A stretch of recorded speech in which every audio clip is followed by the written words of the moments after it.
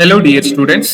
Welcome to session number 4 of Working Capital Management, elective paper of Financial Management of 5th semester BBA. Recap. Dear students, in the previous session, we discussed about determination of optimum investment in current assets.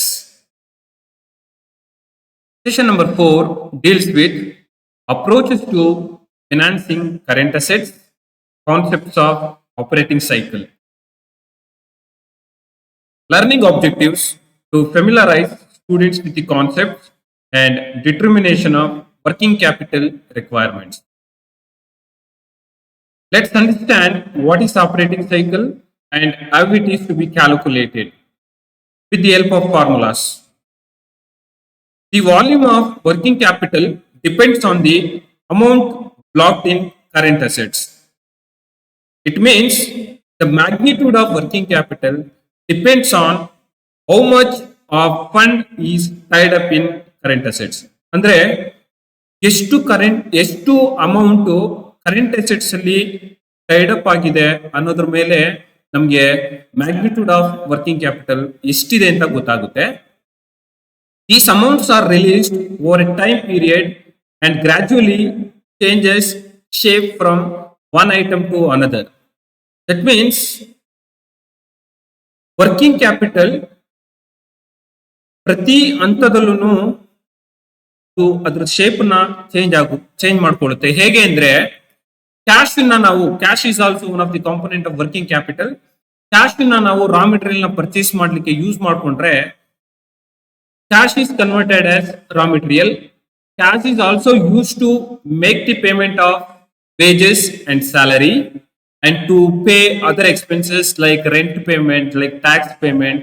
So some of the expenses are also paid through cash.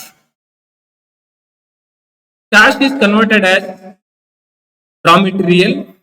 Raw material is converted into work in progress if it is used in the production process. ಯಾವಾಗ ನಾವು raw material ನ purchase ಮಾಡಿ production process ಅಲ್ಲಿ use ಮಾಡ್ತೀವೋ ಆಗ ಅದು work in progress ಆಗಿ convert ಆಗುತ್ತೆ. ವರ್ಕ್ ಇನ್ ಪ್ರೋಗ್ರೆಸ್ ಇಂದ ಫಿನಿಶ್ ಗೂಡ್ಸ್ ಆಗಿ ಕನ್ವರ್ಟ್ ಆಗುತ್ತೆ ವೆನ್ ಫೈನಲ್ ಪ್ರಾಡಕ್ಟ್ ಈಸ್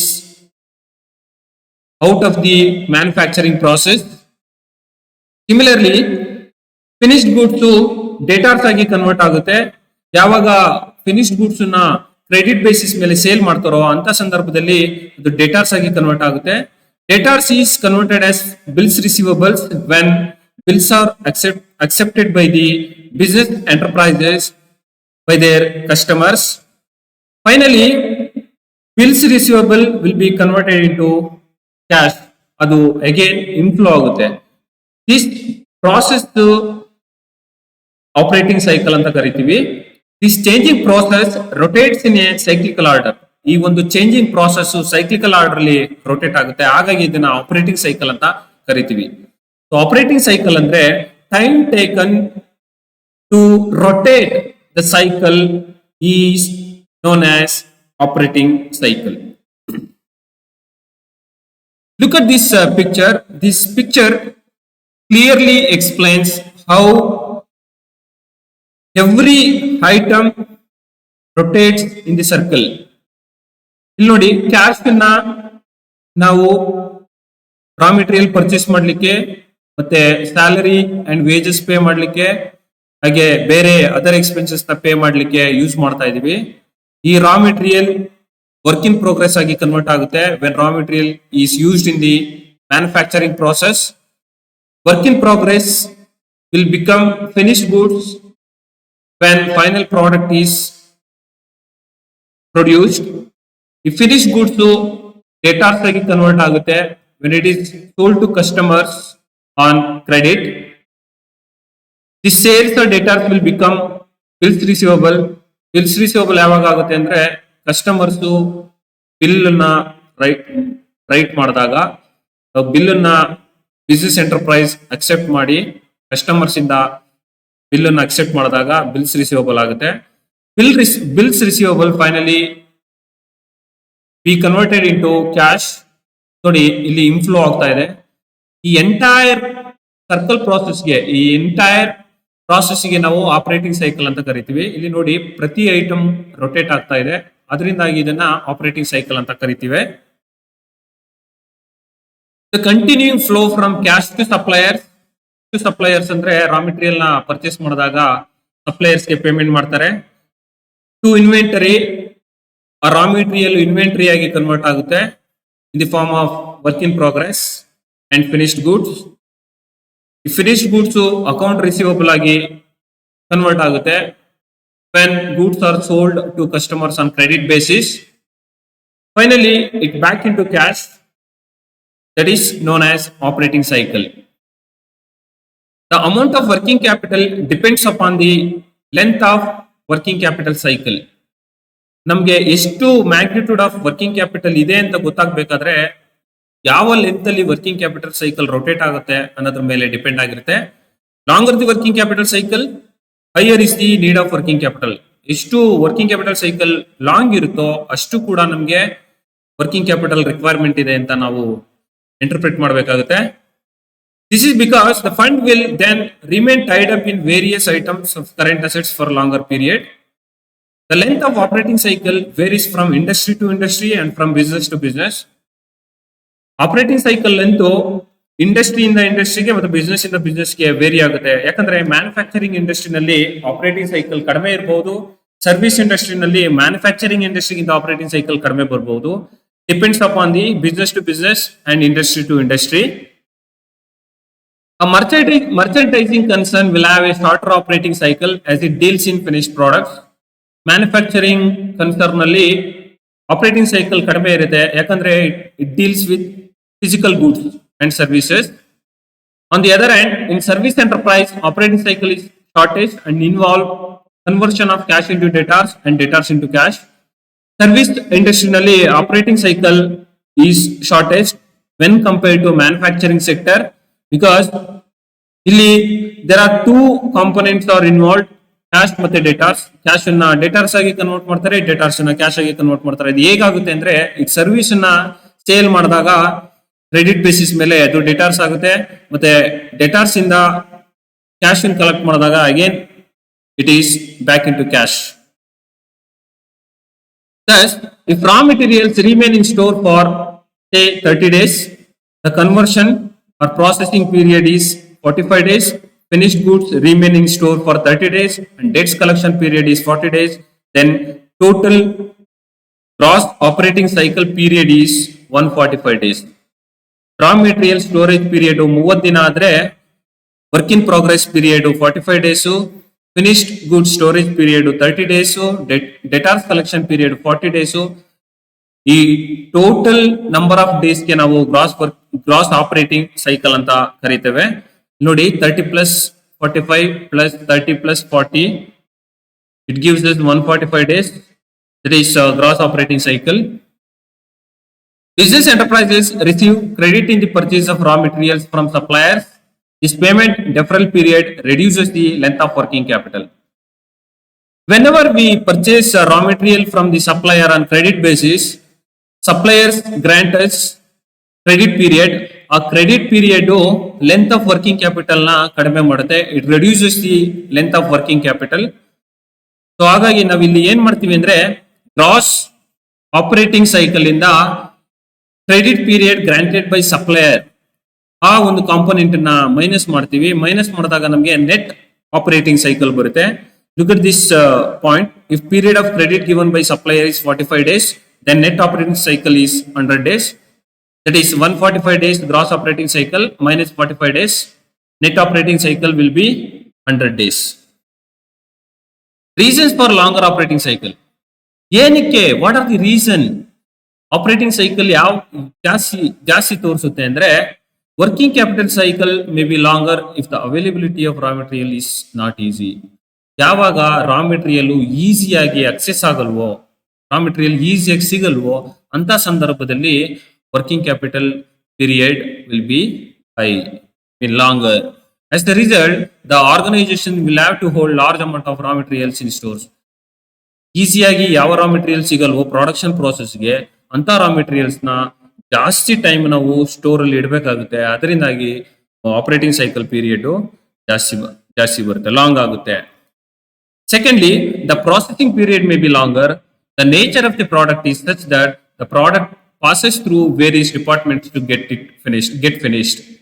ಅಂದ್ರೆ ಕೆಲವೊಂದು product by default, by their nature, has to pass through various departments.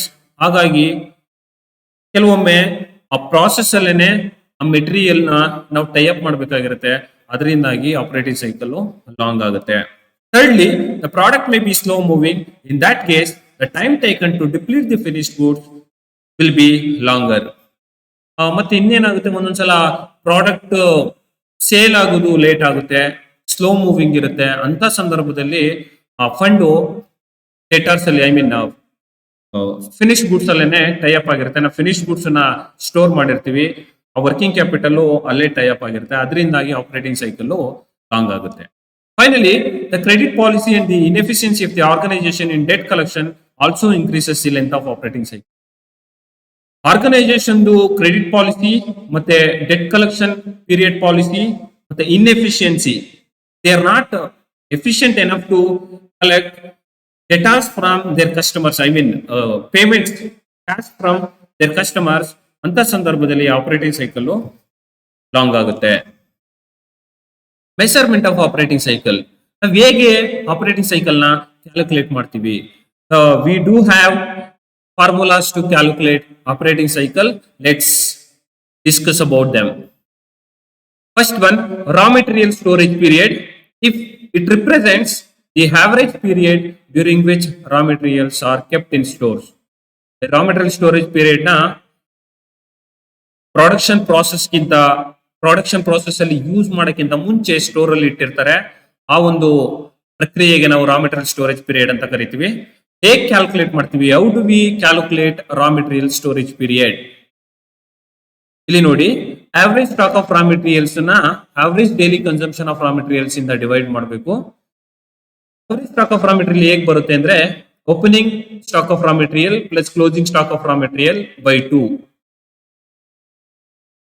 Average daily consumption of raw material ಹೇಗೆ calculate ಮಾಡ್ತೀವಿ ಅಂದ್ರೆ, total material consumption divided by number of working days in a year.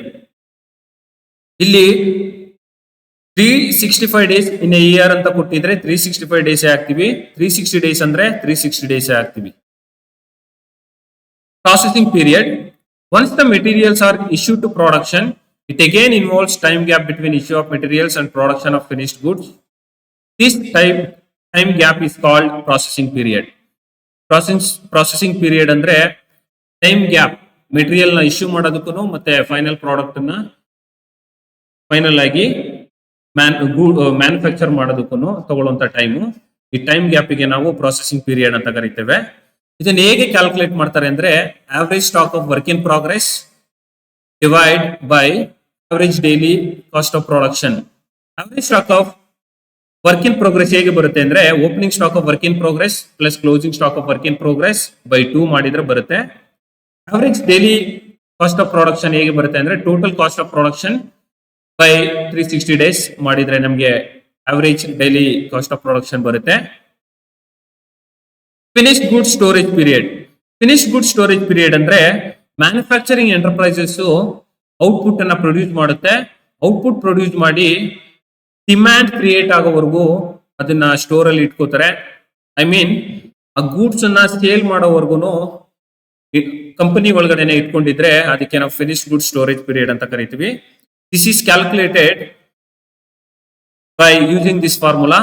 finished goods storage period equals to average stock of finished goods by average daily cost of goods sold. Average stock of finished goods ಹೇಗೆ ಬರುತ್ತೆ ಅಂದ್ರೆ, opening stock of finished goods plus closing stock of finished goods, ಅದನ್ನ 2 ಇಂದ divide ಮಾಡಬೇಕಾಗುತ್ತೆ. Average daily cost of goods sold ಹೇಗೆ ಬರುತ್ತೆ ಅಂದ್ರೆ, total cost of goods sold ಅದನ್ನ 365 ಡೇಸ್ ಇಂದ ಡಿವೈಡ್ ಮಾಡಬೇಕಾಗುತ್ತೆ. Credit period allowed to customers. The business enterprises, due to competitive and other reasons, extend credit facilities to customers. The time gap between sale and realization of cash is known as credit or collective period from debtors. Credit period to debtors ಹೇಗೆ calculate ಮಾಡ್ತಾರೆ ಅಂದ್ರೆ, average debtors ನ average daily credit sales ಇಂದ divide ಮಾಡಬೇಕು. Average debtors ನ ಹೇಗೆ calculate ಮಾಡ್ತೀವಿ ಅಂದ್ರೆ opening debtors plus closing debtors ಇದನ್ನ 2 ಇಂದ ಡಿವೈಡ್ ಮಾಡಿದ್ರೆ ನಮ್ಗೆ ಆವರೇಜ್ ಡೇಟಾಸ್ ಬರುತ್ತೆ. Average daily credit sales equals to total credit sales for the year by 360 days. Credit period received from suppliers. The business enterprises receive credit in the purchase of raw materials from suppliers. It refers to the average time taken for payment to suppliers from the date of purchase. ಯಾವಾಗ manufacturer production ಪ್ರಾಸೆಸ್ಗೆ ರಾ material ನ use ಮಾಡ್ಲಿಕ್ಕೆ suppliers ಇಂದ purchase ಮಾಡ್ತಾರೋ ಸಪ್ಲೈಯರ್ಸ್ಗೆ payment ಮಾಡೋ time ಗ್ಯಾಪಿಗೆ ನಾವು credit period ಅಂತ ಕರಿತೇವೆ. ಇದನ್ನ ಹೇಗೆ ಕ್ಯಾಲ್ಕುಲೇಟ್ ಮಾಡ್ತೀವಿ ಅಂದ್ರೆ ಆವರೇಜ್ ಕ್ರೆಡಿಟರ್ಸ್ ನ ಆವರೇಜ್ ಡೈಲಿ ಕ್ರೆಡಿಟ್ ಪರ್ಚೇಸಸ್ ಇಂದ ಡಿವೈಡ್ ಮಾಡಬೇಕು. ಆವರೇಜ್ ಕ್ರೆಡಿಟರ್ಸ್ ಹೇಗೆ ಬರುತ್ತೆ ಅಂದ್ರೆ opening stock of creditors plus closing stock of creditors ಇದನ್ನ 2 ಇಂದ ಡಿವೈಡ್ ಮಾಡಿದ್ರೆ ನಮ್ಗೆ ಆವರೇಜ್ ಕ್ರೆಡಿಟರ್ಸ್ ಬರುತ್ತೆ. ಆವರೇಜ್ ಡೈಲಿ ಕ್ರೆಡಿಟ್ ಪರ್ಚೇಸಸ್ ನ ಹೇಗೆ ಕ್ಯಾಲ್ಕುಲೇಟ್ ಮಾಡ್ತೀವಿ ಅಂದ್ರೆ ಟೋಟಲ್ ಕ್ರೆಡಿಟ್ ಪರ್ಚೇಸಸ್ ಇಂದ 365 ಡೇಸ್ ನ ಡಿವೈಡ್ ಮಾಡಿದ್ರೆ ನಮ್ಗೆ ಆವರೇಜ್ ಡೈಲಿ ಕ್ರೆಡಿಟ್ ಪರ್ಚೇಸಸ್ ಬರುತ್ತೆ. ಸೊ ಹಾಗಾಗಿ ಆಪರೇಟಿಂಗ್ ಸೈಕಲ್ ಅಂದ್ರೆ ರಾ ಮೆಟೀರಿಯಲ್ ಸ್ಟೋರೇಜ್ ಪೀರಿಯಡ್ ಮತ್ತೆ work in progress storage period and finished goods storage period ಮತ್ತೆ ಡೇಟಾಸ್ ಕಲೆಕ್ಷನ್ ಸ್ಟೋರೇಜ್ ಪೀರಿಯಡ್ ಇದನ್ನ ಆಡ್ ಮಾಡ್ಕೊಂಡ್ರೆ ನಮ್ಗೆ ಗ್ರಾಸ್ ಆಪರೇಟಿಂಗ್ ಸೈಕಲ್ ಬರುತ್ತೆ. ಈ ಗ್ರಾಸ್ ಆಪರೇಟಿಂಗ್ ಸೈಕಲ್ ಇಂದ ಕ್ರೆಡಿಟ್ ಪೀರಿಯಡ್ ನ ಮೈನಸ್ ಮಾಡಿದ್ರೆ ನೆಟ್ ಆಪರೇಟಿಂಗ್ ಸೈಕಲ್ ಬರುತ್ತೆ. Thank you very much.